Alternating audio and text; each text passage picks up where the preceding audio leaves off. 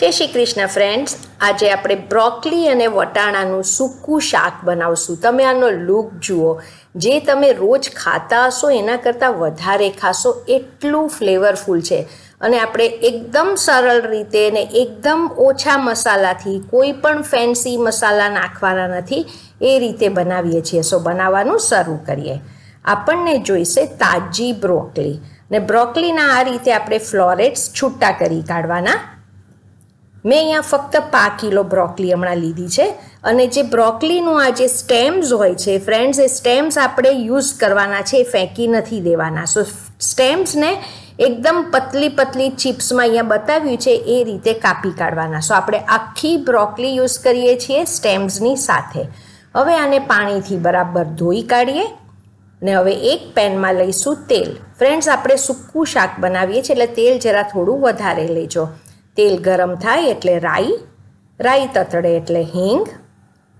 ને હવે એક નાનો કાંદો લીધો છે અને એને લાંબો કાપી કાઢજો. હવે રાઈ તતડી જાય એટલે કાંદો નાખીએ છીએ. હવે કાંદો આપણે સોટે કરશું ફક્ત અડધી મિનિટથી વધારે સોટે નહીં કરતા. હવે અહીંયા અડધી મિનિટ થઈ ગઈ છે એટલે હવે આપણે એડ કરશું કાપેલી બ્રોકલી, અને જેના સ્ટેમ્સના કટકા પણ સાથે લઈ લઈએ છીએ. હવે તમે જોઈ શકો છો અહીંયા મેં સ્ટેમ્સ પણ બારીક કાપીને લઈ લીધા છે. હવે એડ કરશું મીઠું. હમણાં મીઠું ઓછું નાખજો, પછી એડ કરી શકાય છે. ને મીઠું એકવાર બરાબર બ્રોકલીમાં આપણે મિક્સ કરી લઈએ. હવે મીઠું મિક્સ કરી લીધા પછી હવે આપણે આમાં થોડું પાણી નાખશું. થોડું પાણી જ આપણે એકસાથે નથી નાખી દેવાનું, થોડું નાખીને આપણે બ્રોકલીને ચડાવવાના છે. જે રીતે આપણે ફ્લાવર ચડાવીએ છીએ એ જ રીતે. હવે આપણે આને કવર કરીને જ્યાં સુધી બ્રોકલી બરાબર કૂક ન થાય ત્યાં સુધી એને આપણે કૂક કરવાના છે, મીડિયમ ટુ લો ફ્લેમ પર. અને થોડી વારે ખોલવાનું અને મિક્સ કરવાનું. હવે અહીંયા થોડી વાર થઈ ગઈ છે એટલે પાછું ઓપન કરીને મિક્સ કરું છું. અને જો ફ્રેન્ડ્સ પાણીની જરૂર હોય તો પાણી આપતે નાખતા જવાનું, એટલે ચીટકી ન જાય. હવે મને અહીંયા પાણીની હજુ જરૂર લાગે છે એટલે હું પાછું થોડું પાણી નાખું છું. અને હવે આપણે આને ચડાવશું પાછું કવર કરીને. સો આ રીતે કવર કરીને આપણે ચડાવતા જઈશું. થોડી વારે ઓપન કરીને એને સ્ટર કરવાનું, અને પાણીની જરૂર હોય તો પાણી થોડું નાખતા જવાનું. પાછું આ ખોલીને જોઉં છું.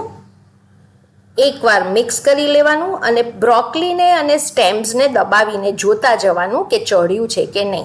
સો અહીંયા બ્રોકલી એકદમ પરફેક્ટલી કૂક થઈ ગઈ છે, થોડી સોફ્ટ પણ થઈ ગઈ છે, મસ્ત સોફ્ટ છે, વેલ કૂક. હવે હું એક આ સ્ટેમ્સ પણ દબાવીને જોઈ લઈશ. સ્ટેમ્સને હું ખાઈને જ જોઈ લઈશ કે સોફ્ટ થઈ છે કે નહીં. Perfectly cook. સો સ્ટેમ્સ અને બ્રોકલી બેઉ ચડી ગયા છે, વેલ કૂક છે. હવે આપણે આમાં મસાલો કરશું. સો પહેલાં લઈએ છીએ આદુની પેસ્ટ, હળદર એકદમ ઓછી નાખજો, ધાણા જીરું પણ એકદમ ઓછું નાખજો ફ્રેન્ડ્સ, ખાલી 5 ચમચી, કાશ્મીરી લાલ મરચું અને કિચન કિંગ મસાલા પણ ઓછો જ નાખજો. હવે એડ કરશું બાફેલા વટાણા. જ્યારે વટાણા બાફો ત્યારે એમાં થોડું મીઠું નાખીને બાફજો. બહુ બધી કોથમીર, અને હમણાં મીઠું નહીં નાખતા. હવે આપણે બધા મસાલા મિક્સ કરી લઈએ. મિક્સ કરીને એકવાર ચાખી લઈશું, કેમ કે આપણે પહેલાં મીઠું નાખેલું છે. સો હવે આ બધું મિક્સ થઈ ગયું છે. સો હવે આપણે મીઠું ચાખી લઈએ, અને મીઠું જરૂર હોય તો જ નાખજો. મને અહીંયા થોડી જરૂર છે એટલે હું મીઠું એડ કરી રહી છું. હવે બધું પાછું મિક્સ કરી લઈએ. ફ્રેન્ડ્સ, હવે આ બહુ ઇમ્પોર્ટન્ટ છે કે મસાલા નાખી દીધા પછી આ રીતે પાછું પાણી સ્પ્રિંકલ કરજો. થોડું પાણી આ રીતે અંદર નાખજો ને પછી મસાલા મિક્સ કરો તો શાકમાં મસાલા બરાબર સરસ રીતે વેલ કમ્બાઈન થઈ જાય છે, ચોંટી જાય છે. હવે મસાલા પણ આ રીતે પાણી નાખીને મિક્સ કરી લીધા પછી પાછું આપણે કવર કરીને 1 મિનિટ કૂક કરશું. એટલે એકદમ ફાઇન રીતે મસાલા ભળી જશે. 1 મિનિટ થઈ જાય એટલે પાછું મિક્સ કરીએ. હવે ગેસની ફ્લેમ હાઈ પર રાખીને એકવાર બધું બરાબર મિક્સ કરી લો. સો એટલા ફાઇન રીતે આમાં મસાલા મિક્સ થઈ જશે ફ્રેન્ડ્સ, કેમ કે આપણે એકવાર પાણી પાછું છાંટકીને મસાલા મિક્સ કર્યા છે, એટલે એકદમ વેલ કમ્બાઈન્ડ બ્રોકલીને વટાણા સાથે ચીટકી જશે. શાક તૈયાર છે. ગેસની ફ્લેમ બંધ કરીને પાછું આપણે કવર કરીને 2 મિનિટ આને ઢાંકેલું રાખશું. શાક થઈ જાય પછી ગેસ બંધ કરીને આ રીતે 2 મિનિટ ઢાંકેલું રાખવાથી એકદમ ફાઇન મસાલા શાકમાં સરસ રીતે ચોંટી જાય છે સ્ટીમને લીધે. હવે તમે આનો લુક જુઓ, એમ તમે આ શાક ખાઈ લેશો રોટલી ભાખરી પરાઠા વગર. રેડી ટુ સર્વ છે. ફ્રેન્ડ્સ, રસાવાળી બ્રોકલી તો બહુ ખાધી હશે. આ એકદમ સરળ રીતે બેઝિક મસાલાથી બનતું આ બ્રોકલી વટાણાનું શાક એકવાર ખાઈ જુઓ, એમ થશે દર થોડા દિવસે બનાવીએ. અને સેમ લાઈક જે રીતે આપણે ફ્લાવર વટાણા બનાવીએ છીએ એ રીતે છે. સર્વ કરતી વખતે ઉપર કોથમીર લો. આજે હું એન્જોય કરી રહી છું રોટલી સાથે.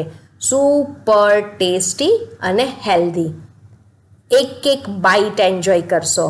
અને તમે જોયું કે ક્વિક અને ઇઝી છે, કોઈ વધારે મસાલા નથી. સો તમે પણ બનાવો. Thank you for watching.